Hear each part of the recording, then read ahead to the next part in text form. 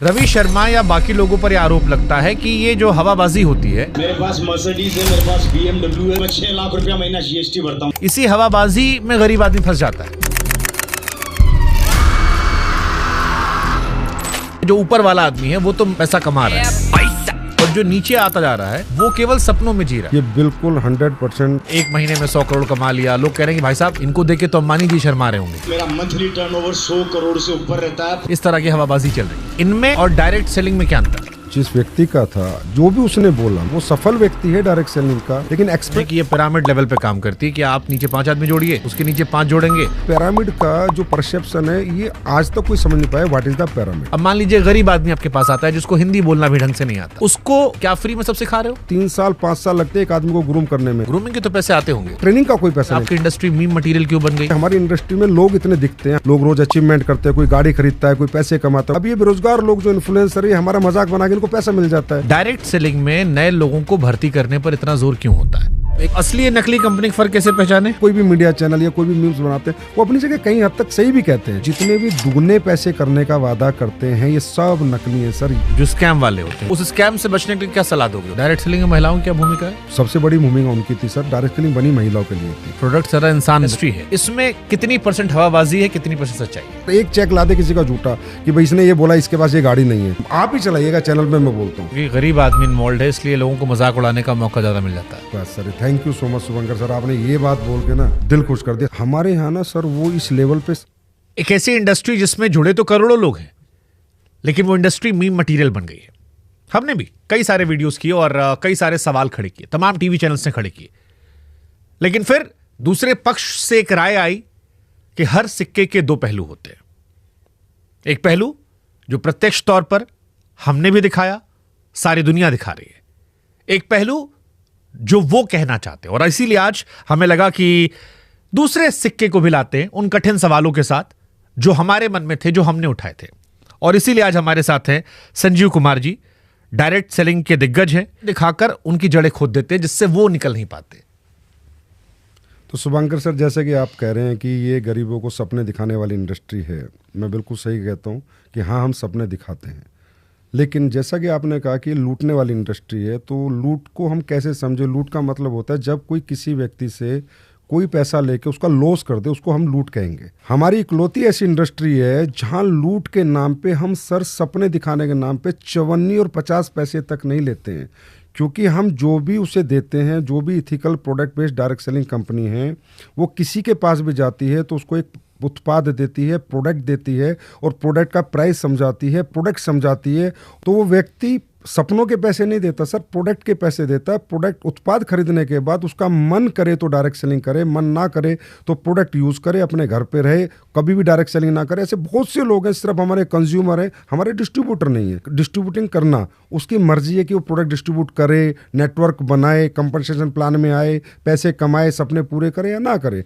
तो हम इकलौती इंडस्ट्री है सर जो 1 रुपया नहीं, 1 पैसा भी नहीं लेते हैं किसी को। तो यहाँ मैं आपको टोकूंगा, ये जो बीते कुछ समय में MLM के वीडियोस आए हैं जिसपे कई सारे टीवी चैनल्स ने फैक्ट चेक किया, जिसके वीडियोस कोरोना से तेजी से वायरल हो रहे हैं अगर मैं कहूं तो सोशल मीडिया भरा पटा है कि एक महीने में 100 करोड़ कमा लिया, लोग कह रहे हैं कि भाई साहब इनको देख के तो अंबानी जी शर्मा रहे होंगे। इस तरह की हवाबाजी चल रही है। इनमें और डायरेक्ट सेलिंग में क्या अंतर है? ये जो वीडियो था सर, जिस व्यक्ति का था, जो भी उसने बोला, मैं कह सकता हूँ वो सफल व्यक्ति है डायरेक्ट सेलिंग का, लेकिन एक्सप्रेस करने का ढंग उसका सही नहीं था। लेकिन अगर मैं कहूँ 100 करोड़ का उसने टर्नओवर बताया था, जिसके उसने बाद में एक बड़े चैनल पे जाके प्रूफ भी दिए कि मैं 100 करोड़ का टर्नओवर करता हूँ, उस टर्नओवर में मेरा गवर्नमेंट को इतना GST जाता है, या मैंने ये कार खरीदी है, या मैंने ये मेरी लाइफ स्टाइल है, ये ज़िंदगी जीता हूँ। पर हम उसे कह सकते हैं वो एक सफल व्यक्ति है, तथ्यों के साथ सफल है, उसके पास सारे तथ्य, और हमने भी उसकी जांच पड़ताल कराई है। लेकिन उसका जो एक्सप्रेस करने का तरीका था वो थोड़ा अलग था। मैं कह सकता हूँ कि हर व्यक्ति का अपना अपना सफलता, हर व्यक्ति कैसे एक्सप्रेस करता है ये उसके ऊपर होता है। सफल व्यक्ति अपनी सफलता को कभी कभी बहुत एक्साइटेड हो जाता है, बहुत मोटिवेट हो जाता है। और हमारे यहाँ लोग सर, तकरीबन लोग जो सफल होते हैं और जब उन्हें सफलता मिल जाती है तो रियली वो इतने मोटिवेट हो जाते हैं कि उस मोटिवेशन में कुछ वो भी कह जाते हैं जो उन्हें नहीं कहना चाहिए था। नहीं, तो जैसे यही मैं रवि शर्मा का नाम ले लेता हूँ, आप नहीं ले रहे हैं, मैं नाम ले लेता हूँ, क्योंकि रवि शर्मा या बाकी लोगों पर यह आरोप लगता है कि ये जो हवाबाजी होती है, इसी हवाबाजी में गरीब आदमी फंस जाता है। ये जो कहा गया कि 100 करोड़ मैंने कमा लिए, देखो मेरे पास प्राइवेट जेट है, मेरे पास ये गाड़ियां हैं। सर मैं फिर कह रहा हूँ, उसने ये नहीं कहा मैंने 100 करोड़ कमा लिया। हाँ, उसने ये भी ना कहा मेरे पास प्राइवेट, बट गाड़ियां तो दिखाई, वो सारी गाड़ियां, हाँ, गाड़ियां दिखाई, चार्टर दिखाया। नहीं, चार्टर नहीं दिखाया, तो 2-3 गाड़ियां हैं उसके पास, ये सही है, वो गाड़ियां हैं। लेकिन जो मैसेज गया, मैं जो एक गरीब आदमी की बात कर रहा हूं, जो मैसेजिंग गया वो ये गया कि इतना सब कुछ हो सकता है। और जो मैंने कहा ना, गरीब को सपने दिखाकर बेवकूफ बनाने वाला, वो इसीलिए आता है क्योंकि गरीब आदमी को लगता है यार मैं भी ऐसा बन जाऊंगा। सर हम सपने दिखाते हैं, मैंने कहा सपने दिखाने की एवज में हम गरीब आदमी से कुछ 1 रुपया भी नहीं लेते, और हमारे यहाँ सपने लोग पूरे भी करते हैं। रवि शर्मा भी उन्हीं में से जिसने सपने पूरे किए। रवि शर्मा के पिताजी ने डायरेक्ट सेलिंग ज्वाइन की थी। रवि शर्मा किसी और प्रोफेशन में था, उसके पिताजी का बनाया हुआ नेटवर्क उसको मिलता है, फिर उसके साथ वो काम करता है, तो जो नेटवर्क उसके पिताजी ने बनाया था उसका रेमोनेशन उसको आता है, अच्छे अमाउंट में आता है, और वो एक 25 साल पुरानी कंपनी में काम कर रहा है। सर वो 25 साल पुरानी कंपनी जब आई थी ये कंपनी, तब उसके पापा शुरू में डायरेक्ट सेलिंग में आ गए थे। हाँ मैं कहता हूं कि लेकिन उसने ऐसा कोई बात नहीं कही जो अनऑथेंटिक थी। ठीक है, हम अगर इसको सीरियस पे लाते हैं, मीम मटेरियल से आगे बढ़ते हैं। डायरेक्ट सेलिंग को आप कह रहे हो कि आर्थिक सशक्तिकरण का जरिया है, लेकिन हम जब पढ़ रहे थे तो एफटीसी के आंकड़े कह रहे थे कि इसमें 90% लोग ऐसे होते हैं जो नुकसान में होते हैं। बड़े लिमिटेड लोग हैं, जो ऊपर वाला आदमी है वो तो पैसा कमा रहा है, जिसमें आप एग्जाम्पल दे रहे हो, बट जो नीचे आता जा रहा है वो केवल सपनों में जी रहा है और उसके सपने टूट जा रहे हैं। ये बिल्कुल 100% सर गलत बात है। मुझे नहीं पता ये आंकड़े कहाँ से निकालते हैं, इनको कौन निकालता है। सर नुकसान का मतलब होता है लॉस ऑफ माई मनी। नुकसान हो ही नहीं सकता, अगर मेरा पैसा का लॉस नहीं है तो मेरा नुकसान कैसा है। मैंने कहा यहाँ पर हम किसी को भी अपॉर्चुनिटी देते हैं कि सबसे पहले आप उत्पाद खरीदिए और इसका ये एमआरपी है, ये डीपी है, उसको पहले दिखाते हैं कि इसका ये प्राइस है। ऐसे भी नहीं कि उससे प्राइस छुपाते हैं या प्रोडक्ट छुपाते हैं। व्यक्ति खरीदता है, किसी का इंटरेस्ट होता है, वो काम करता है। काम करने में सर यहाँ बहुत मेहनत लगती है। इंडस्ट्री ने लॉस दिया सर, आपने मुझे जो 1 रुपया भी दिया उसका भी मैंने आपको प्रोडक्ट दिया है। और यहाँ पर अगर आपने नेटवर्क बनाया और आपको पहली इनकम आई, वो आपका प्रॉफिट है। ये दुनिया की इकलौती इंडस्ट्री है सर जो फ्रॉम द फर्स्ट डे आपको प्रॉफिट देती है। नहीं, बट जैसे इसको लेकर एक परसेप्शन है कि ये पिरामिड लेवल पे काम करती है कि आप नीचे 5 आदमी जोड़िए, उसके नीचे 5 जोड़ेंगे, ऊपर वाला जो बैठा है उसको पूरे नीचे कमीशन मिलेगा। ट्रेनिंग के नाम पर आपने कुछ इनिशियल पैसा ले लिया, उसके बाद जो सामान दिया वो मार्केट रेट से ज़्यादा महंगा था, तो जो नीचे वाला आदमी है, मान लीजिए ऊपर वाला आदमी तो मजे में है, बट जो 10 चेन नीचे आया उसका कैसे मुनाफा? सर आपने मुझसे 3 क्वेश्चन पूछ लिए इसमें। शुभंकर सर, सबसे पहले तो हमारी इंडस्ट्री की गाइडलाइंस 2021 में भारत सरकार द्वारा रिलीज की गई हैं और उसमें एक ही चीज़ है कि फ्री ज्वाइनिंग। हम किसी को 1 रुपया नहीं लेते, ना ट्रेनिंग के नाम का ना किसी मटेरियल के नाम का। हम प्रोडक्ट देंगे तो ही पैसा लेंगे और प्रोडक्ट का ही पैसा लेंगे। दूसरी बात सर, पिरामिड का जो परसेप्शन है ये आज तक कोई समझ नहीं पाया। What is the pyramid? Sir pyramid होता है कि जैसे किसी के नेटवर्क में 2 लोग, 2 के 4, 4 के 8, 8 के 16, 16 के 32, 32 के 64, 64 के 128, और सबको अगर हम भरते हैं, सारों को 128 को भरते हैं, 264 को भरते हैं, जो सबको भर के जब इस तरीके से नेटवर्क बनता है तो लास्ट वाले आदमी को पैसा नहीं मिलता। आप बिल्कुल ठीक कह रहे हैं, लेकिन वो पिरामिड डायरेक्ट सेलिंग के प्रोडक्ट बेस्ड कंपनियों में होता ही नहीं है। डायरेक्ट सेलिंग की जो प्रोडक्ट बेस्ड ऑथेंटिक कंपनियां हैं उनका मॉडल पिरामिड का होता नहीं हुआ। तो जो काम करेगा उसको पैसा आएगा, जो काम नहीं करेगा उसको पैसा नहीं आएगा। जो सर एक बर्ड्स एक्ट है, बैनिंग ऑफ अनडिपोजिटरी रेगुलेटरी स्कीम, वो इसलिए बर्ड्स एक्ट आया। ये जो पैसे का रोटेशन होता है, मनी रोटेशन, ये इस पिरामिड मॉडल को यूज करते हैं। डायरेक्ट सेलिंग कंपनी का तो पिरामिड मॉडल होता नहीं, हमें तो कैलकुलेटिव मैथमेटिकली प्लान होता है sir. Mathematically calculative percentage based plan कि आपका इतना टर्नओवर आएगा तो आपको इतना पैसा मिलेगा, इतना आएगा तो इतना मिलेगा, और नहीं आएगा तो आपको नहीं मिलेगा।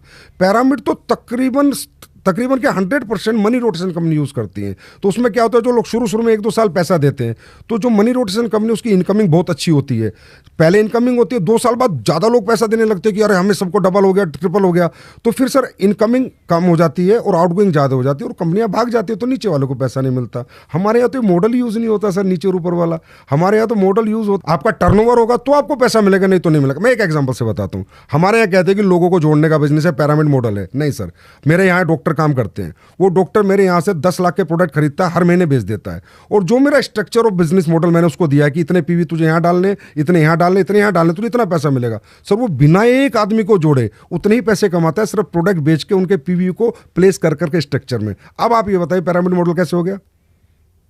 ये जो MLM या रवि शर्मा पर जो आरोप लगे, ये आरोप तो इन्हीं चीजों को लेकर थे। अब सर वो तो मैं कहता हूँ तो मीडिया की जिम्मेदारी है कि गलत को गलत कहे, सही को सही कहे। मैं तो सारी मीडिया से रिक्वेस्ट करता हूँ कि आप गलत और सही का डिफरेंशिएट करें, इसी के लिए मीडिया होता है। हमारी जिम्मेदारी है कि गलत और सही के बीच का क्या अंतर है। आज आपने मुझे बुलाया, मुझे इतना अच्छा लगा, कम से कम आप मेरे से बात तो कर रहे हैं। नहीं, हमारी कोशिश यही थी कि तस्वीर का जो दूसरा पहलू है, क्योंकि एक वर्ग वो भी है जो इस काम को कर रहा है, उनकी भी आवाज है और उनको भी पहुंचना चाहिए, उनके बारे में बात होनी चाहिए, और इसीलिए वो सवाल पूछ रहे हैं। लेकिन इस डायरेक्ट सेलिंग इंडस्ट्री में उसने सपना हमने दिखाया नहीं है सर, उसके सपने जिंदा रखते हैं हम कि तुम हारो मत, तुम डरो मत। अगर तुम पढ़े लिखे नहीं हो तो भी अपॉर्चुनिटी है, तुम्हारे पास पैसा नहीं है तो भी अपॉर्चुनिटी है, तुम्हारे पास टैलेंट नहीं है, एजुकेशन बात नहीं करने की टैलेंट है, कम्युनिकेशन की टैलेंट नहीं है, सेल्स का टैलेंट नहीं है, तो भी हम आपको अपॉर्चुनिटी देते हैं। हम सपने जिंदा रखते हैं सर, सपने दिखाते नहीं कि तुम हताश मत हो। हमारे सर 40 साल की वुमेन, 50 साल के जेंट्स, ओवर 60 ईयर्स के लोग काम करते हैं, मतलब उनके सपने भी हमारी इंडस्ट्री नहीं तोड़ती, उनके सपने भी हमारी इंडस्ट्री जिंदा रखती है। इसका पैसा 1 रुपया नहीं लेती। हाँ, मैं कहता हूं कि एक व्यक्ति जो भी सफल होगा जिस भी इंडस्ट्री में, अपने आप को प्रमोट तो करेगी सर। ठीक बात है, ये कोचिंग इंस्टीट्यूट वाला एग्जांपल आपका ठीक है कि 4 बच्चे पास होते हैं, 1000 बच्चे आते हैं, उनमें से 4 कोई प्रचार करके अगले साल वो एडमिशन लेते हैं। लेकिन फिर आपने क्या कभी आप लोगों ने एनालाइज किया कि फिर आपकी इंडस्ट्री मीम मटेरियल क्यों बन गई? क्योंकि आज आपकी इंडस्ट्री पर जितने मीम बनते हैं, मुझे नहीं लगता कि इस देश में कोई और इंडस्ट्री है, कोई और ऐसा बिजनेस धंधा है जिसका इतना मजाक उड़ाता है। और आपकी इंडस्ट्री के लगभग हर व्यक्ति का जो सफल है या जिसकी वीडियोज आते हैं वो मजाक के दृष्टिकोण से ही वायरल होते हैं। सर आप ये बताइए, आज इन्फ्लुएंसर्स जो हैं वो मजाक किसका नहीं उड़ाते? आनंद अंबानी की शादी का भी लोगों ने मजाक उड़ाया, उसके भी खूब मीम बनाए। और आपको बताता हूँ, आप ही की दुनिया के एक बहुत बड़े इन्फ्लुएंसर जो अपना पॉडकास्ट चैनल चलाते हैं, एक मजाक शो में जाते हैं और वो माँ बाप के संबंध का भी मजाक उड़ा देते हैं। तो मजाक उड़ाना सर हमारी इंडस्ट्री का नहीं, क्योंकि हमारी इंडस्ट्री में लोग इतने दिखते हैं, हम लोग सोशल मीडिया पे इतने होते हैं, लोग रोज़ अचीवमेंट करते हैं, कोई गाड़ी खरीदता है, कोई पैसे कमाता है, कोई घर बनाता है तो वो वीडियो डालता है। अब ये बेरोजगार लोग जो इन्फ्लुएंसर है, हमारा मजाक बना के इनको पैसा मिल जाता है, तो हम कहते हैं मजाक बनाते रहेंगे, हम जिंदगी बनाते रहेंगे सर, ये बनाते रहें आगे भी मजाक, हम जिंदगी बनाएंगे, मजाक बनाए। कि ये जो आपकी इंडस्ट्री है इसमें कितनी % हवाबाजी है, कितनी % सच्चाई है? हमारी इंडस्ट्री में सर हवाबाजी, मैं कहता हूँ जो व्यक्ति अचीवमेंट लेता है सर, वो एक, मैं कई बार मिडिल क्लास बच्चा आता है, अपर मिडिल क्लास बच्चा आता है, या कोई कम पढ़ा लिखा भी आता है, और वो भी एक अच्छा नेटवर्क बनाने में मेहनत करता है, दिन रात भागता है सर। यहाँ 1-1 महीना लोग घर से बाहर रहते हैं, मेहनत करते हैं, उनका नेटवर्क बन जाता है। तो सर उन्होंने कोई ट्रेनिंग स्किल्स तो उनके पास थी नहीं, ना स्टेज स्किल्स थी कि how to express my emotions. तो कई बार इमोशंस में कूद फान भी कर देता है, जोर से ताली बजा देता है, जो बात नहीं बोलने वाली है वो भी बोल देता है, मैं एक्सेप्ट करता हूँ। लेकिन वो इसलिए सर क्योंकि उसने सोचा भी नहीं था कि मेरे जीवन में इतनी सफलता 5 साल में, 10 साल में मेहनत करके मैं प्राप्त कर लूंगा, या मेरे सपने जो टूट चुके थे क्योंकि मैं पढ़ नहीं पाया, मेरा बैकग्राउंड स्ट्रोक नहीं था, मैं गरीब था, वो दोबारा पूरे हो जाएंगे। उस एक्साइटमेंट में वो बोल देता है। ये बात मैं भी मानता हूं कि उसके अंदर वो इमोशन आ जाता है, क्योंकि उसके पास ऐसी कोई स्किल्स नहीं है कि how to express my emotions. हर व्यक्ति अपने अपने हिसाब से, अपने एजुकेशन के हिसाब से अपने इमोशंस को एक्सप्रेस करता है। लेकिन यहाँ पर झूठ कुछ भी नहीं है सर। यहाँ पर एक आप ला देना सर, एक चेक ला दे किसी का झूठा कि भाई इसने ये बोला, इसके पास ये गाड़ी नहीं है। लेकिन मेरा कंसर्न आम लोगों को लेकर, और इसलिए मैं आम लोगों के सवाल पूछ रहा हूं। डायरेक्ट सेलिंग में नए लोगों को भर्ती करने पर इतना जोर क्यों होता है? आप कह रहे हो पिरामिड मॉडल नहीं है, फिर भी नए लोग भर्ती होती है, और नए लोगों में सक्सेस रेट कितना है आपका? सर हमारे यहाँ पर देखिए, कोई भी कंपनी अगर बड़ी बनी, या दुनिया में मान लें अंबानी आज बहुत बड़ा एम्पायर चला रहा है, तो वो भी तो 1 लाख 2 लाख लोगों को एम्प्लॉयमेंट दे रखा है। क्योंकि सर सक्सेस क्या है, जितने वर्किंग हैंड ज़्यादा होंगे आपका काम करेंगे, और जितना टाइम मल्टीप्लाई होगा आपके बिजनेस में, लोग अपना अपना समय देंगे, जितना टैलेंट मल्टीप्लाई होगा, दैट इज कॉल्ड सक्सेस। तो टैलेंट मल्टीप्लाई करने के लिए, समय मल्टीप्लाई करने के लिए और वर्किंग हैंड्स मल्टीप्लाई करने के लिए हमारी इंडस्ट्री में लोग कोशिश करते हैं कि लोग हमारे उत्पाद खरीदें, उन्हें पसंद करें, और सर बेचें ना, शेयर करें। अगर उत्पाद अच्छा लगे तो उसको शेयर करें। हमारी इंडस्ट्री को सेलिंग स्किल्स नहीं, सेलिंग इंडस्ट्री नहीं कहा जाता, शेयरिंग इंडस्ट्री कहा जाता है। अब इसी काम के लिए अंबानी अरबों खरबों की तनख्वाह बांटता है, या बड़ा कोई इंडस्ट्रियलिस्ट बांटता है। हमारी इंडस्ट्री में वो पैसा जो मीडिएटर्स का पैसा था, जो होलसेलर का पैसा था, स्टॉकिस्ट का पैसा था, रिटेलर का पैसा था, वो पैसा हम इन लोगों को दे देते उसी कंपनसेशन प्लान के अंदर, कि भाई वो पैसा जो हम दुनिया को दे रहे थे, एडवर्टाइजमेंट का दे रहे थे, वो हम आपको दे देते हैं। तो प्रैक्टिकल मॉडल ये है, नए लोगों को भर्ती करना हमारा मॉडल नहीं है। बट ये वाला आदमी यही जो फेलर का आरोप लगता है, उसी बात को लेकर लगता है कि जो नीचे वाला आदमी है, जो जुड़ गया, वो बेच ही नहीं पा रहा, फिर सर इसलिए वो फेल हो गया। नीचे ऊपर पे जोर ना दे, यहाँ नीचे ऊपर का बिजनेस ही नहीं है। मैं फिर कह रहा हूँ आपको, जो मैं नए आदमी की बात कर रहा हूँ, जो नया आदमी आया, जिसको आपने कहा कि ये धंधा, ये सामान बेचाओ, अब वो नहीं बेच पा रहा क्योंकि उसे लग रहा है ये महंगा हो गया है, और उसे समस्याएं आ रही हैं बेचने में। उसे इसलिए आती है सर क्योंकि अगर वो प्रोडक्ट की नॉलेज नहीं लेगा कि ये क्यों महंगा है, भाई अगर ये पेस्ट है तो महंगा क्यों है, ये प्रोडक्ट है, ये प्रोटीन है तो महंगा क्यों, आखिर इसमें क्या डला है? सर आप समझते हैं कि प्रोटीन 40% भी डलता है प्रोटीन के डिब्बे में, 80% भी डलता है। 80% प्रोटीन वाला डिब्बा महंगा होगा, 40% वाला कम होगा। अश्वगंधा का एक एक्सट्रैक्ट भी आता है और उसमें से KSM 66 निकल के आता है। तो आप नॉर्मल अश्वगंधा लेंगे वो सस्ती होगी, KSM वाली लेंगे तो महंगी होगी। हल्दी आप नॉर्मल लेंगे तो सस्ती होगी, जिसमें कुरकुमिन का परसेंटेज 2% है, और एक हल्दी है जिसमें परसेंट 18% है तो महंगी होगी। वो उसे बताना पड़ेगा। देखिए अगर हमें अच्छे प्रोडक्ट बनाने, प्राइस की वार में नहीं फंसना, क्वालिटी वार में फंसना है, तब हमारा मॉडल है सर डायरेक्ट सेलिंग। इसलिए आप सर आप यूज कीजिए किसी भी डायरेक्ट सेलिंग का कोई भी प्रोडक्ट, आप मुझे रिव्यू करना, उसके बाद आप फिर एक चला देना एक पॉडकास्ट कि यार मजा नहीं आया। किसी भी अच्छी डायरेक्ट सेलिंग कंपनी का कोई भी प्रोडक्ट यूज करेंगे सर। भारत में कौन कौन सी डायरेक्ट सेलिंग की अच्छी कंपनियां हैं? सर एमवे है, हर्बल लाइफ है, वेस्टीज है, RCM है, शॉपनेट है, दारजुब है। RCM रवि शर्मा वाली? हाँ 25 साल पुरानी है सर, अच्छी कंपनी है। उसकी सर उसकी तो मैं आपको बताऊं बाजार से सस्ते प्रोडक्ट है, उस कंपनी ने इतनी रिसर्च करी हुई है। अगर बाजार में साबुन 50 की है तो उसकी 35 रुपए की है। मैं रियली आपको बता रहा हूँ। आप भी कह रहे हो उसका प्रोडक्ट अच्छा है? मैं कह रहा हूँ सर, अब जो सच है वो तो सच ही रहेगा ना सर। अभी कोशिश कर रहे हो कि अपने कन्विंस वाले जाल में रख लो, लेकिन मैं क्योंकि हूं पत्रकार तो फिर पूछता हूँ एक आम आदमी सवाल कि अगर डायरेक्ट सेलिंग से आदमी ऐसे रईस बन जाता तो फिर 140 करोड़ की आबादी में सब यही कर लेते। इस देश में इतनी गरीबी है, फिर अंबानी और अडानी को बाकी धंधा करने क्या जरूरत थी? वो भी डायरेक्ट सेलिंग में आते, उनके पास तो और रिसोर्सेज थे, लाखों करोड़ों लोग जुड़े हुए थे, तो वो धंधे में क्यों नहीं हाथ लगाए? वो अपना क्यों अलग सामान बेच रहे हैं? देखिए सर, अगर हमारी अपॉर्चुनिटी ओपन फॉर ऑल है, आए ना, अनंत अंबानी आए, कोई भी आए हमारे यहाँ काम करे, काम करना पड़ेगा ना, मेहनत करनी पड़ेगी, घर घर जाके प्रोडक्ट बेचना पड़ेगा, प्रोडक्ट के डेमो करने पड़ेंगे। आज इस गांव जाना है, कल उस गांव जाना है। अगर किसी में इतनी हिम्मत, इतनी जील है तो आके काम करे। देखिए सर, हर आदमी इंजीनियर नहीं बनता, हर आदमी डॉक्टर नहीं बनता, हर आदमी टीचर नहीं बनता, हर आदमी प्रोफेसर नहीं बनता। हर व्यक्ति के ड्रीमर हर व्यक्ति नहीं होता। जो ड्रीमर हो और उसको इम्प्लीमेंट करे, वो मेहनत करे, वो जज्बा जिसके अंदर हो। सर हम भी अपॉर्चुनिटी सबको देते हैं, हम खुद कहते हैं नहीं करते, ज़्यादातर लोग हमारे यहाँ भी काम नहीं करते। प्रोडक्ट यूज़ करेंगे, महीना 2 महीना हमारे ट्रेनिंग सेमिनार में आएंगे, फिर बोले हमारे बस की नहीं है। प्रोडक्ट लेके ही अगर आपने आगे प्रमोट नहीं किया, सब खत्म। और कोई कमिटमेंट कंपनी नहीं करती है। डायरेक्ट सेलिंग के रूल्स के अंदर साफ साफ है। आज 11 स्टेट ने मॉनिटरिंग कमेटी बनाई है, 11 स्टेट ने हमारे रूल्स निकाले हैं। हर स्टेट हमें वॉच करता है कि ये कंपनी कैसे काम करती है। आप ये कमिटमेंट ही नहीं कर सकते कि इतना लगा इतना मिलेगा। ये तो इन्वेस्टमेंट प्लान कंपनियां करती हैं जो क्रिप्टो पे काम कर रही हैं। मैं तो सर आप लोगों से एक रिक्वेस्ट करता हूँ, हम तो 25-25 साल पुरानी कंपनियां हैं जिनकी चीज़ें चलो मीम बन गया, लेकिन आप इतने जिम्मेदार चैनल हो, आप ये देखो कि क्रिप्टो का खेल कर करके, ये मॉडल पिरामिड मॉडल यूज कर करके आज कोई दुबई मलेशिया बैठे कम से कम देश के 50-50 हज़ार करोड़ रुपए लूट के, उनके बारे में भी तो बात किया करो सर। कभी अच्छा लगेगा हमें भी कि वो लोग जिन्होंने पूरा देश ही लूट लिया, गरीब आदमी ने जमीन मकान दुकान सब बेच के पैसा लगाया कि तुझे 3 महीने में डबल मिलेगा, तुझे 6 महीने में डबल मिलेगा, तुझे 12 महीने में डबल मिलेगा, और सब आज दुबई में कोई 1 लाख करोड़ का मालिक है, कोई 50,000 करोड़ का मालिक है।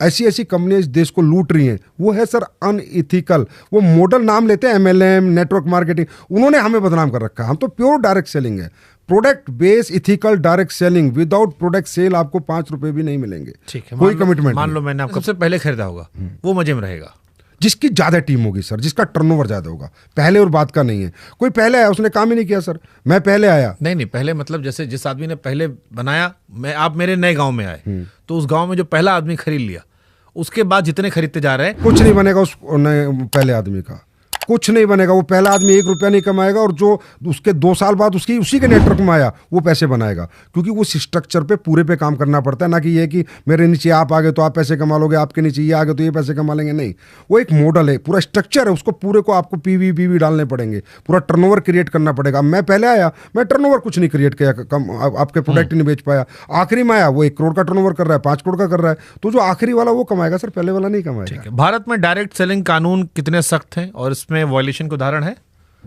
सबसे पहले मैं एक बात बताता हूँ सर, भारत में हमारी इंडस्ट्री एकलौती इंडस्ट्री है। हमें बड़ा दुख होता है जब अपने बारे में ब्रीफ करना पड़ता है, पर thank you so much to you कि आपने मुझे बुलाया। बहुत बहुत मैं आपको धन्यवाद कर रहा हूँ, और करोड़ों लोगों को आपको धन्यवाद मिलेगा इस पॉडकास्ट के बाद। बताओ क्यों सर? हम एक ऐसी इंडस्ट्री जो बिल्कुल इथिकल है, 100% GST पेयर है। हम 1 रुपया कैश में काम नहीं होता हमारे यहाँ। कोई कमीशन जाता है तो TDS कट के जाता है, 100% वाइट इनकम हम लोगों को देते हैं। एक बात। दूसरा, हम पहली इंडस्ट्री जो सरकार के पास जाके हाथ जोड़ के खड़े थे कि हमें रूल्स दे दो प्लीज, हमें रूल्स दे दो प्लीज। सारी इंडस्ट्री रूल्स ब्रेक करती है, हमारी इंडस्ट्री रूल्स मांग के लाई थी सर। 2016 में हम गाइडलाइंस लाई, जाके हजारों बार संवाद किया है गवर्नमेंट के साथ, 21 में संवाद किया, फिर हमें मिले रूल्स, फिर अब सभी स्टेट हमें रूल्स बना रहे हैं। तो एक ऐसी इंडस्ट्री जो अपने रूल्स खुद बनवा के लाई है, तो सर वो क्या रूल्स ब्रेक करेगी?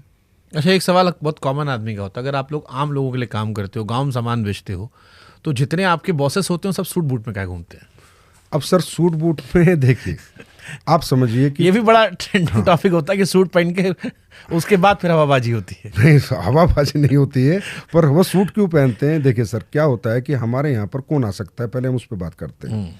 इस दुनिया में सफलता उस व्यक्ति को मिलती है जो आपकी तरह बहुत अच्छा है तो पत्रकार हो, बहुत ज़्यादा पढ़ा लिखा हो, बहुत ज़्यादा डिग्री होल्डर हो, इंजीनियर, डॉक्टर, आर्किटेक्ट बन जाएगा, या किसी के पास बहुत बड़ा पैसा हो, पैसा लगा के दुकान खोल ले, स्कूल खोल ले, हॉस्पिटल खोल ले, या कोई व्यक्ति इनबिल्ट टैलेंट रखता हो, सिंगर, डांसर, बॉक्सर बन जाए। इसके सिवा एक कैटेगरी और है, ना पढ़ा लिखा है, ना बैकग्राउंड बहुत ज़्यादा है, ना सेल्फ ओरिएंटेड कुछ टैलेंट है कि सेल्फ बिल्ड कोई टैलेंट है। ऐसे लोग जब हमारे यहाँ आते हैं, उन्हें एक उम्मीद जगती है कि यार यहाँ मेरे सपने पूरे हो सकते हैं, यहाँ मैं कर सकता हूँ। तो फिर हम उसे बुला के उसे जेंटलमैन बनाने की कोशिश करते हैं। हो सकता है वो टाई टेढ़ी लगाता है, अभी नया नया है, क्योंकि नया नया है, लेकिन उसे हम कहते हैं जब आप अपने आप को प्रेजेंट करो तो पर्सनैलिटी प्रेजेंट पहले होती है। आप कहीं जाओ तो अपने आप को प्रेजेंट करो, अच्छे कपड़े पहनो। अब मैं सर उसे कुर्ते पजामे भेजूंगा या फटी हुई चप्पल में भेजूंगा तो बात तो करेगा वो लाखों रुपए महीने की, और उसका जब ये हुलिया होगा तो कौन उस पर भरोसा करेगा? तो हम उन्हें ट्रेनिंग देते हैं to be a suited booted, एक अच्छी ग्रूम रहो और जाके लोगों को तब प्रेजेंट करोगे, तब लोग आप पे भरोसा करेंगे। तो सब ये लोग सर आते हैं जहाँ से भी आते हैं, और कुछ अच्छी कैटेगरी की क्लास आती है, वो तो अपने आप ही ग्रूम्ड होते हैं, तो वो भी बहुत बड़ा काम करते हैं। हमारे यहाँ sir MBBS doctor, IITians, engineers, MBA करे हुए, IM, हर तरह के लोग आपको मिल जाएंगे सर। आप थोड़ा सा रिसर्च कर लो जो डायरेक्ट सेलिंग करते हैं। तो मतलब आप ये कह रहे हो कि क्योंकि गरीब आदमी इन्वॉल्व है इसलिए लोगों को मजाक उड़ाने का मौका ज़्यादा मिल जाता है। बस sir, thank you so much Shubhankar sir, आपने ये बात बोल के ना दिल खुश कर दिया। सच्चाई बात ये कि गरीब आदमी बड़ा बनता है ना, उसकी हजम नहीं हो रही वो तरक्की, किसी को कोई हजम नहीं कर पा रहा कि यार ये 30 साल में एक लेडीज़ ने काम करना शुरू किया, इस वुमेन ने, और ये आज गाड़ी BMW लेके घूम रही है, तो वो हजम नहीं कर पा रहे। ये वो लोग हैं जो खुद नहीं कर सकते और लेकिन दूसरों की तरक्की हजम नहीं कर पा रहे, ये बना रहे हैं हमारे पर मीम्स, ये बनाते हैं हमारी मजाक। अगर सर ये मजाक और मीम्स है तो कल आप बोलो कि संजीव जी आप मेरे को डाटा भेजो कि डायरेक्ट सेलिंग में कौन आदमी क्या करता था, कितना पढ़ा था, क्या बैकग्राउंड था और आज क्या मेंटेन कर रहा है ऑथेंटिक डायरेक्ट सेलिंग करके, तो मैं सर आपको कम से कम 20,000 लोगों का डाटा भेजूंगा जो करोड़पति बने हैं और जिनकी कोई उम्मीद नहीं थी, जिनके सपने मर चुके थे, जिनको कोई रास्ते नहीं दिख रहे थे। सर ये का मतलब क्यों इंसान जाए ई-कॉमर्स से, क्यों ना ले ले? वो भी तो लोग बना के फ्लिपकार्ट पे डाल दे रहे हैं, अमेजोन पे डाल दे रहे हैं, आदमी सीधे खरीद ले रहा है। बिल्कुल सही है। प्रोडक्ट की अगर मैं बात करूं तो बिल्कुल सही है, मैं कहीं से भी ले सकता हूं, लेकिन मैंने जैसे कहा कि कुछ प्रोडक्ट हमारे R&D बेस्ड होते हैं, कुछ प्रोडक्ट जो कि रेगुलर यूज़ के नहीं होते, उनमें क्वालिटी बेस्ड प्रोडक्ट होते हैं, वो भी हम भी डाल सकते हैं। लेकिन यहाँ पर जो आपको प्लेटफॉर्म मिलता है कि भाई इसी प्रोडक्ट को सेल करके आप चाहे 2 रुपये कमाओ महीने के, चाहे 2,000, एक एक्स्ट्रा इनकम जनरेट कर सकते हो। और सर एक सबसे बड़ी ब्यूटी बता रहा हूँ, अभी जितना भी AI आ रहा है या ई-कॉमर्स आ रहा है, कहीं ना कहीं धंधा तो खाया, लोगों का धंधा तो खराब किया, रिटेलर का धंधा तो इन्होंने खराब किया ही किया है। हमारी एक क्लॉथ इंडस्ट्री ऐसी है जहाँ ह्यूमन इंटरफेरेंस लगता है, क्योंकि हमें प्रोडक्ट का डेमो करना पड़ेगा, किसी के घर पे प्रोडक्ट समझाना पड़ेगा। हमारे यहाँ से कभी भी जो मैन पावर वो हमें कभी कम नहीं होगी, मैन पावर बढ़ती जाएगी, चाहे कितना मशीनरी का युग आ जाए, चाहे AI का युग आ जाए। हमारी क्लॉथ इंडस्ट्री है जो हमेशा व्यक्ति को रोजगार देगी। कौन कौन सा डायरेक्ट सेलिंग कंपनी जुड़ने से पहले क्या क्या देखना चाहिए?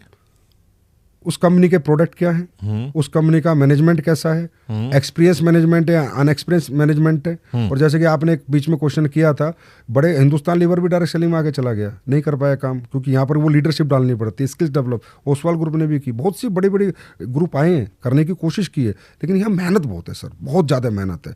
जो प्रमोटर्स है ना, उनको दिन रात भागना पड़ता है, तब जाके नेटवर्क क्रिएट कर पाते हैं, तब जाके अपना प्रोडक्ट लोगों को एक्सेप्ट करा पाते हैं।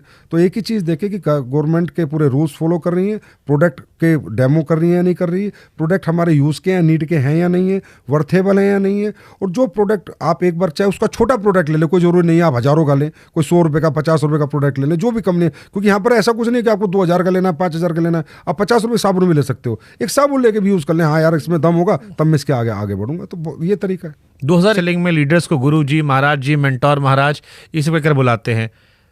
ऐसा लगता है कंपनी में भरोसा नहीं, आदमी में भरोसा है। डायरेक्ट सेलिंग में मुझे प्रोडक्ट से ज़्यादा आदमी दिखाई पड़ता है कि ये फलाना आदमी है, वही जो आता है, हाँ जी गुड मॉर्निंग। तो सर क्रिकेट पे भरोसा बाद में, पहले कोच पे भरोसा कि मुझे क्रिकेट सिखाएगा या नहीं सिखाएगा। हमारे यहाँ पर क्या होता है सर, जैसा मैंने बताया, ये क्लॉथ ऐसी इंडस्ट्री है जहाँ पर एक व्यक्ति अपने जीवन भर का टैलेंट, जीवन भर की नॉलेज बिना 1 रुपया लिए उनको देता है जिनको कुछ नहीं आता।